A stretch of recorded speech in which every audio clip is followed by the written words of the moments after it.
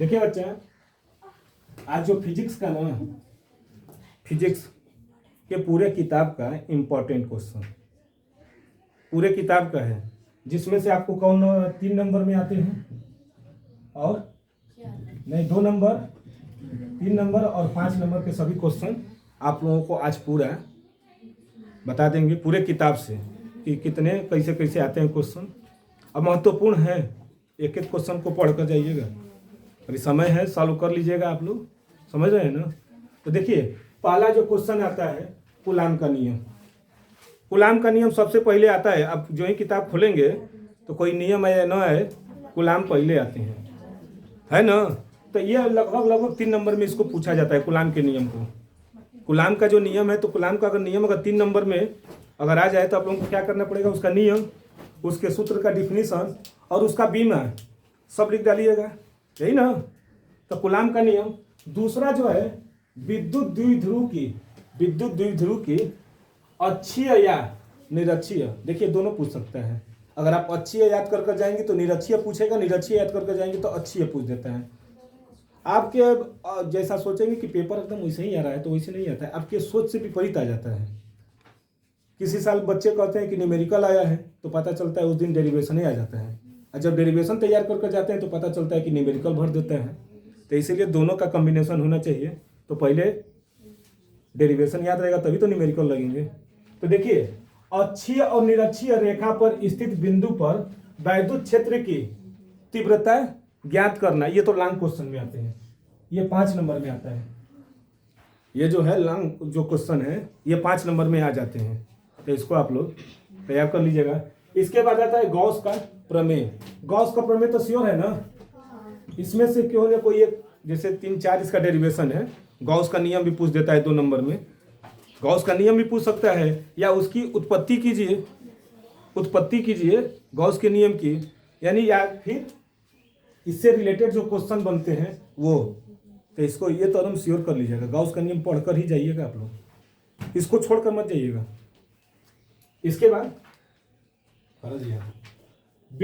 अनंत विस्तार के रेखीय आवेश के कारण वैद्युत क्षेत्र की तीव्रता। अच्छा, अनंत विस्तार के लिए पूछा है, ये हर साल आता है अनंत विस्तार वाला, श्योर है, ये हर साल आता है, पेपर उठा कर देख लीजिएगा पीछे। इसके बाद आता है विद्युत द्विध्रुव की अक्षीय स्थिति में स्थित किसी बिंदु पर वैद्युत विभव। देखिए यहाँ तो क्या था, वैद्युत द्विध्रुव की अक्षीय स्थिति में वैद्युत क्षेत्र की तीव्रता, और यहाँ पर क्या पूछ दिया, वैद्युत विभव। याद कर लीजिएगा, दोनों में अंतर है। वैद्युत विभव पूछेगा तो V बराबर, अब वैद्युत क्षेत्र की तीव्रता पूछेगा तो E बराबर, है ना, यही है, दोनों में अंतर है। वैद्युत विभव अब नहीं आएगा तो अब क्या होगा, बवाल हो जाएगा। अब नहीं आने के ऑप्शन में तो कुछ तो ऑप्शन देकर आएंगे। मान लेते हैं पूछा है वैद्युत क्षेत्र की तीव्रता और हम याद कर गए वैद्युत विभव, तब नहीं आ रहा है तो वैद्युत विभव तो कर ही आएंगे। अब तो तीव्रता लिख देंगे। यही तो आप लोगों का, यही तो चालाकी हो जाती है बच्चों की। लेकिन तैयार कर लीजिएगा, गलत ना हो सकता है कि भाई काट देगा, तो सही याद कर लीजिए पहले ही से। इसके बाद आता है चालक की धारिता, ये 2 नंबर में पूछता है। चालक की धारिता जो है ना 2 नंबर में पूछते हैं, अभी तो 5 नंबर का है बच्चा। ये सब 5-5 नंबर वाला डेरिवेशन जो है लंबे हैं। इसके बाद क्या आता है, संधारित्र ना, संधारित्र कैपेसिटर, ये भी 2 नंबर में पूछता है संधारित्र। इसके बाद आता है संधारित्रों का संयोजन, ये 3 नंबर में पूछता है। एक होता है समांतर श्रेणी संधारित्र और एक होता है श्रेणी क्रम संधारित्र। होता है ना कि क्या होते हैं, C बराबर C1 plus C2 plus C3, और एक होता है 1/C बराबर 1/के C1 प्लस 1/के C2 प्लस 1/के C3 डॉट और रहते हैं ना। तो ये 3 नंबर में पूछ देता है। इसके बाद आता है विद्युत धारा इलेक्ट्रिक करंट। जब इलेक्ट्रिक करंट आएगा तो ओम का नियम जरूर आएगा ना, तो वो यानी विद्युत धारा और ओम का नियम दोनों पढ़ लीजिएगा, इंपॉर्टेंट दोनों है। और साथ में जब ये आएगा तो उसके साथ साथ क्या आएगा, ही प्रतिरोध। अब प्रतिरोध पूछेगा तो प्रतिरोधकता, यानी ये जो दिख रहे हैं ना, एक चैप्टर से पूरा रिलेटेड है ये पूरा। क्योंकि एक को टच करेंगे तो दूसरका मिलेगा, और दूसरका को टच करेंगे तो ओम ने खोजा था प्रतिरोध को, तो प्रतिरोध आएगा। जो ही प्रतिरोध निकालेंगे तो उसके दैट्स फेनोमेनन इज कॉल्ड, क्या हो जाता है, प्रतिरोधकता, है ना। यानी प्रतिरोध की घटनाएं क्या हो जाती हैं, प्रतिरोधकता हो जाती हैं। तो ये भी क्या करिएगा, यानी ये पूरा देख रहे हैं ना, एक को पढ़कर सोचेंगे कि ये सब बता देंगे तो नहीं है, एक को टच करेंगे सब मिल जाएंगे। इसके बाद क्या आता है, विशिष्ट चालकता। जब चालक पढ़ेंगे तो विशिष्ट चालकता, और इसके बाद किरचॉफ का नियम, है ना, किरचॉफ का नियम, व्हीटस्टोन सेतु, दोनों में से कोई एक आता है, दोनों में से कोई एक जरूर पूछेगा। इसके बाद बायो सेवर्ट का नियम, ये 10th में भी है। सर उसका चित्र भी बनाना पड़ेगा, हाँ वो तो बनाना ही है, उसमें कोई डाउट नहीं, वो तो बनाना ही पड़ेगा, मजबूरी है भाई, दिया है तो करना पड़ेगा। बायो सेवर्ट का नियम, IBL साइन थीटा, है ना, IBL साइन थीटा, तो ये बायो सेवर्ट का नियम ऐसे बना है, जो फिगर वाइज से जाएंगे तो बना रहता है ना। हम इधर बनाए हैं, कोई इधर या बना लेता है इसे, है ना। तो तार की लंबाई होती है, उस पर बनने वाले एंगल होते हैं, चुंबकीय क्षेत्र होते हैं, तो ये इसको तैयार कर लीजिएगा।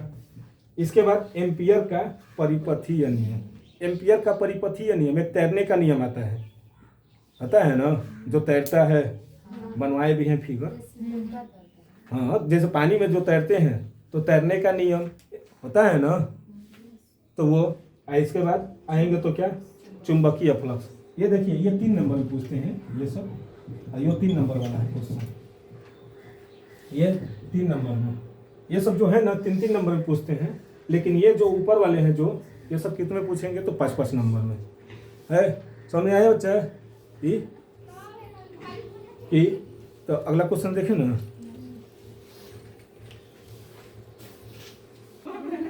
देखिए ये बच्चिया, अगला जो प्रश्न है, फैराडे के विद्युत चुंबकीय प्रेरण का नियम, ये 3 नंबर में पूछता है, फैराडे के विद्युत चुंबकीय प्रेरण का नियम। इसके बाद आता है स्वप्रेरण गुणांक, ये भी 2 और 3 में पूछता है, उतना नहीं पूछता है लेकिन भाई उसको चलना पड़ता है। इसके बाद आता है अन्योन प्रेरण का सिद्धांत, या अन्योन प्रेरण क्या कहते हैं या किसे कहते हैं, ये भी 2 नंबर या फिर 3 नंबर में। इसके बाद जो आता है सबसे ज्यादा इंपॉर्टेंट, इसको शेयर कर लीजिएगा, अगला क्वेश्चन, विभिन्न प्रकार के प्रत्यावर्ती धारा परिपथ, जिसमें AC परिपथ, LR प्रतिपथ, LC परिपथ और LCR, इनमें से एक कदम श्योर है, इसको तो एकदम श्योर, या तो सवाल आएंगे या तो यही आता है, लेकिन आएगा ही, इसमें कोई डाउट नहीं है। पूरे फिजिक्स में इसको हम डंके की चोट पर कह सकते हैं क्या, ये आएगा। इसके बाद आता है वाटहीन धारा क्या होती है, ये भी 3 नंबर में पूछता है। सबसे ज्यादा इंपॉर्टेंट ट्रांसफार्मर और ट्रांसफार्मर के सिद्धांत, पढ़ के जाइए, पढ़ कर जाइए, हैं, इसको पढ़ कर जाइएगा। इसके बाद आता है विद्युत जनित्र अथवा डायनामो, विद्युत जनित्र या डायनामो, ये भी इंपॉर्टेंट है, इसके कार्यफलन दोनों। इसके बाद आइएगा इसमें प्रकाश विद्युत उत्सर्जन का नियम, ये 3 नंबर पूछता है, ये भी 3 नंबर में, ये भी 3 नंबर में पूछ देता है। इसके बाद आते हैं आइंस्टीन का प्रकाश विद्युत समीकरण, श्योर,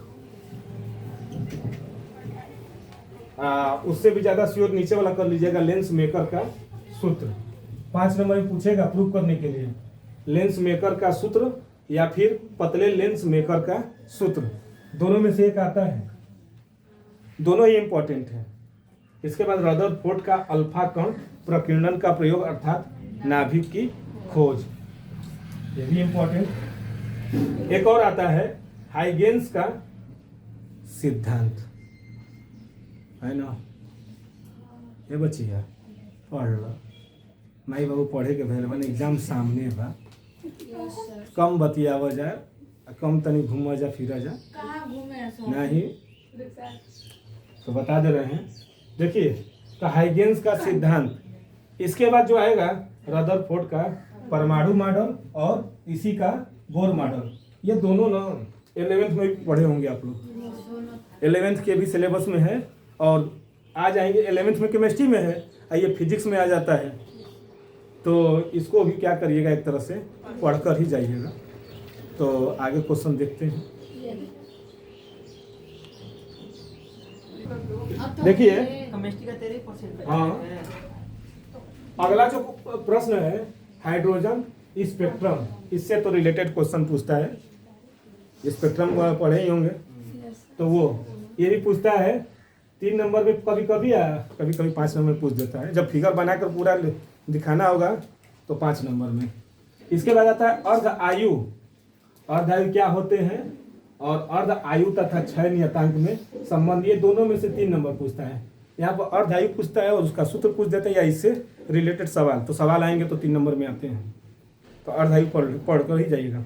इसके बाद नाभिक की बंधन ऊर्जा, श्योर, ये तीनों में से एक वदम नाभिकीय विखंडन, नाभिकीय संलयन या नाभिक की बंधन ऊर्जा, या तो ये पूछेगा या इससे रिलेटेड क्वेश्चन आएंगे, लेकिन आएंगे ही, नो डाउट, ये श्योर है। इसके बाद आता है पीएन संधि डायोड। देखिए संधि डायोड होते हैं, पीएन होते हैं, एक एनपीएन होता है, एक पीएनपी होता है ना। 3 होते हैं डायोड में, एक पीएन संधि होता है, एक एनपीएन होता है, एक पीएनपी होता है। तो तीनों को क्या किया जाएगा, पढ़ लिया जाएगा। और पीएन संधि डायोड अर्ध तरंग दृष्टकारी के रूप में,